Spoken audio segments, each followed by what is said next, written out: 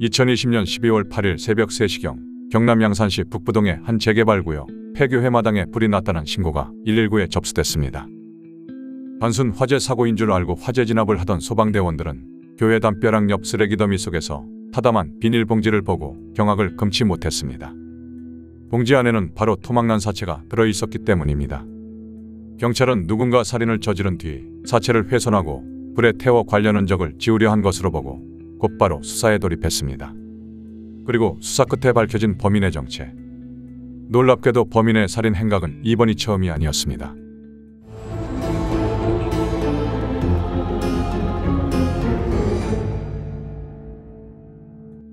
교회 담벼락 옆 쓰레기 더미에서 발견된 토막난 사체는 훼손이 너무 심해 신원을 특정할 수는 없었지만 50, 60대 여성인 것으로 추정됐습니다. 발견된 토막 사체엔 피해자의 왼팔과 양쪽 다리가 없었는데 경찰은 분명 범인이 근처 어딘가에 나머지 사체를 유기했을 거라 보고 주변을 탐문 수사했습니다. 평소 폐교회 바로 옆 샛길은 인근 주민들이 주택가로 향하는 지름길로 사용하고 있었기 때문에 목격자가 있을 거라 생각했지만 안타깝게도 목격자는 없었습니다. 도봉 지역이에요. 조금 저쪽에서 왜냐면 무서워서 바로 정도 아무것도 없어요. 그런데 다행히도 교회 주변 CCTV에 불이 난 시점 전후로 사건 현장 인근을 지나간 한 남성이 찍혀 있었습니다. 그 남성은 교회에서 300m쯤 떨어진 빌라에 살고 있던 59세 남성 최모 씨였습니다. 최 씨는 사실혼 관계인 61세 여성 이모 씨와 빌라에서 같이 살고 있었습니다. 그런데 이웃들이 말하길 얼마 전부터 이 씨가 보이지 않는다고 했습니다. 2주일 전인가 술이 취해갖고 비밀번호를 못 누리더만 아줌마가 열어주기는 열어주더만 그러고 나서 아줌마 소리도 못 듣고 보지도 못하고. 이에 따라 경찰은 최 씨를 유력한 용의자로 특정하고 사건 당일인 8일 오후 4시 48분쯤 주거지로 귀가하던 최 씨를 살인 혐의로 긴급 체포했습니다. 그리고 시신의 일부를 찾기 위해 최 씨의 동선을 추적했고 주변 CCTV를 확인한 결과 최 씨가 검은색 비닐봉지를 들고 인근 고속도로 지하 배수로로 이동했는데 돌아올 때는 빈손으로 돌아오는 영상이 확인됐습니다. 경찰은 곧장 배수로를 수색했고 배수로 안에서 피해자의 나머지 사체들을 발견했습니다. 그리고 최 씨의 집에서 루미놀 검사를 실시한 결과 다수의 혈흔 반응도 나왔습니다. 경찰은 발견된 사체와 이 씨가 동일 인물인지 확인하기 위해 최 씨의 집에서 이 씨의 머리카락과 칫솔 등 DNA 지문을 확인할 수 있는 물품을 찾아 국과수에 보냈습니다. 그리고 12월 10일 국과수로부터 훼손된 시신의 DNA와 이 씨의 DNA가 일치한다는 결과를 받았습니다. 범행 현장 주변에서 피해자의 모습이 포착이 되었고 DNA 분석 결과 실종자의 DNA가 이 변사자와 같은 것이라는 결론이 났기 때문에 범죄 혐의가 인정이 되어서 구속영장을 신청하게 되었습니다. 범행 일체를 부인하던 최 씨는 체포 일주일 만에 범행 사실을 인정했지만 시체 훼손에 대해서는 술을 마셔 기억이 나지 않는다며 심신미약 상태를 주장했습니다. 최 씨가 주장한 사건의 전말은 이러했습니다. 수년간 경마와 도박에 빠져 1,000만 원가량의 빚이 있었던 최 씨는 11월 20일 도박 빚을 갚겠다는 명목으로 이 씨로부터 350만 원을 받았습니다.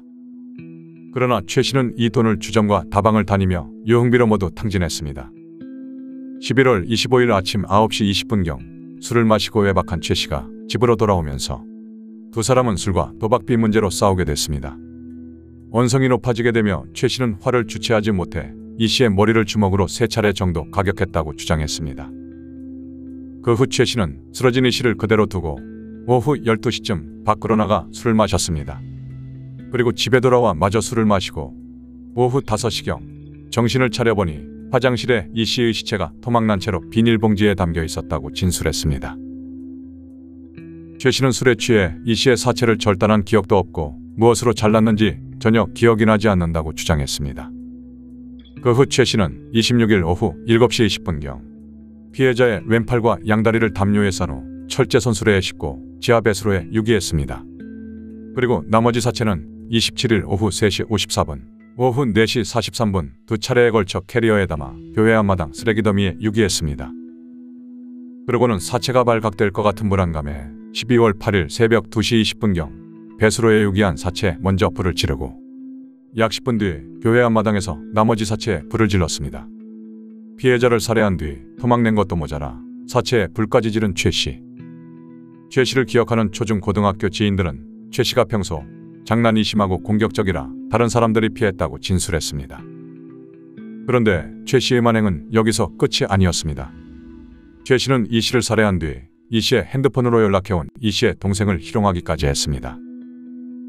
12월 4일 최 씨는 이 씨의 동생이 숨진 이 씨에게 보낸 안부 문자에 잘 지내라, 이제 최 씨를 형부라고 불러라며 본인이 이 씨인 것처럼 답장을 보냈습니다. 그리고 더 충격적인 것은 최 씨의 살인은 이번이 처음이 아니었다는 것입니다. 1994년 최 씨는 여인숙에서 여성을 때려 사망에 이르게 한 혐의로 8년을 복역하고 나온 전과가 있었습니다. 하지만 그 당시 흉기를 찾지 못해 살인 혐의에 대한 무죄를 선고받아 비교적 낮은 형의 징역을 살고 나온 최 씨.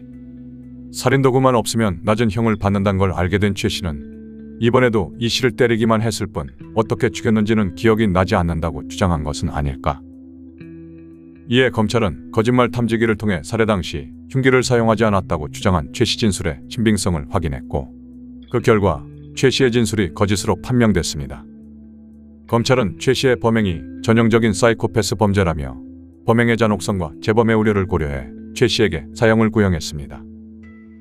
하지만 살해 방법과 과정에 관한 직접 증거가 없었고 최 씨 역시 말다툼 중 우발적으로 이 씨를 폭행했을 뿐 살인의 고의는 없었다며 혐의를 부인했습니다. 1심 판결을 맡은 울산지방법원은 15년 동안 무절제하고 방탕한 생활을 이어온 피고인은 소박한 생활을 영위하기 위한 희망을 놓지 않고 오랜 기간 사실혼 관계를 유지해온 피해자가 단지 듣기 싫은 소리를 해 화가 난다는 이유만으로 살해했고 범행을 은폐하기 위해 피해자의 사체를 짐승이 그것을 다루듯 훼손해 쓰레기 더미에 유기하고 불질렀다며 잔혹한 범행에 피해자 유족들은 충격과 고통을 겪었는데도 피고인은 범행 후 아무 일 없다는 듯 유흥을 즐기고 유족에게 피해자의 사망 사실을 숨기고 조롱까지 했다고 지적했습니다. 재판부는 또 피고인은 납득하기 힘든 변명을 하고 있어 진지한 참회의 빛은 한 줄기도 찾아볼 수 없다며 수차례 반성문을 써내고는 있지만 죄를 모면하려는 것일 뿐 자신의 행위와 결과가 얼마나 중대한지조차 제대로 인식하고 있다고 보이지 않는다고 덧붙였습니다. 1심 재판부는 최 씨에게 무기징역을 선고하고 30년간 위치 추적 전자장치 부착도 함께 명령했습니다. 그런데 최 씨는 무기징역이 너무 무겁다며 항소했습니다. 항소심 재판부는 결국 징역 35년으로 감형했고 대법원은 이를 최종 확정했습니다. 항소심 재판부는 피고인은 피해자를 살해한 뒤 증거인멸을 위해 사체를 잔혹하게 훼손하고 범행 이후 유흥을 즐기기까지 했다며 유족들로부터 용서받지 못한 점, 상해치사 등으로 징역형을 선고받는 등 다수의 전과가 있는 점 등은 피고인에게 불리한 정상이라고 지적했습니다. 재판부는 다만 최 씨가 충동적 우발적으로 범행한 것으로 보이고 다른 중대범죄 양형과 비교 분석해 볼 때 유기징역 형범주에 해당하는 것으로 판단했다고 선고 이유를 밝혔습니다. 범인 검거 후에 밝혀진 사건의 전말들을 재구성해 보면 이 범인 최 씨는 사이코패스 성향이 매우 강한 것으로 보여집니다. 정확한 사실 여부는 PCR 검사, 사이코패스 검사를 해봐야 알겠지만 해당 범인이 사이코패스로 보여지는 징후들은 여러 곳에서 포착이 되는데요. 예를 들면 사이코패스 성향을 가진 사람들은 특히 공포감이 매우 약하고 그리고 억제력이 결여돼 있고 공감 능력이 상당히 떨어진 상태인 경우가 많습니다. 그런데 이 범인 최 씨 같은 경우는 어려서부터 위험한 행동을 즐겨 했다는 지인들의 진술이 있었고요. 과거 살인죄로 의심되지만 결국 과실치사로 처벌받았던 유사범죄의 경험 등 이런 것들을 봤을 때 공포감이 매우 낮은 상태인 것으로 보여지고요. 그리고 성폭행을 뿐만 아니라 다수의 폭력 전과 그리고 관련 지인들이 진술에서 확인되는 법질서나 규범을 매우 하찮게 생각하는 그런 과거의 행동들 이런 것들을 봤을 때는 본인의 통제력이나 억제력도 상당히 낮은 수준이라고 보여집니다. 그리고 살인 이후에 납득할 수 없는 행동, 예를 들면 피해자 동생에게 아무렇지 않게 거짓 문자를 보내기도 하거나 또는 살인 이후에 태연하게 유흥을 즐긴다거나 혹은 살인에 대해서 피해자의 탓으로 돌리거나 혹은 술의 탓으로 돌리려는 이런 회피 전략을 구사하는 것을 봤을 때 공감 능력도 상당히 떨어진 것으로 보여집니다. 그래서 이러한 피해자는 사실은 중한 처벌을 받고 다시 사회에서 이런 유사 범죄를 저지르지 않도록 하는 것이 최선의 방법인 것 같고요. 과거에 과실치사로 처벌받았을 때 제대로 사건이 밝혀져서 처벌이 됐다라면 이런 안타까운 사건이 일어나지 않았을 수도 있겠다라는 생각도 해보게 됩니다. 한 번에 살인을 저지르고도 잘못을 뉘우치지 못하고 두 번째 살인을 저지른 뒤 사체 훼손까지 한 최 씨. 8년의 복역 기간 동안 뉘우치지 못한 잘못은 35년의 수감 생활을 하면서 진심으로 뉘우치길 바랍니다. 삼가 고인의 명복을 빕니다.